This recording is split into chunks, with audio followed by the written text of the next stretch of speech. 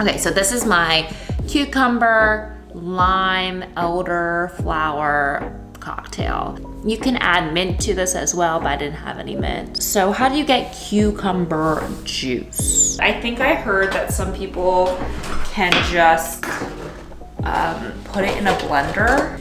Almost there. See that? But look how much juice we got. I have elderberry syrup. You can also just use simple syrup and then some club soda. We're gonna do 2 ounces of cucumber juice, 1 ounce of lime juice.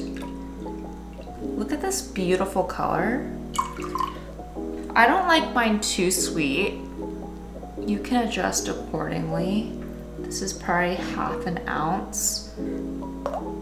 You could make this into a real cocktail and it tastes so good. You could add some gin, vodka.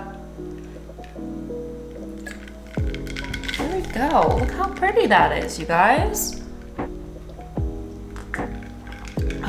And it's so refreshing. And so that's my cucumber lime cocktail.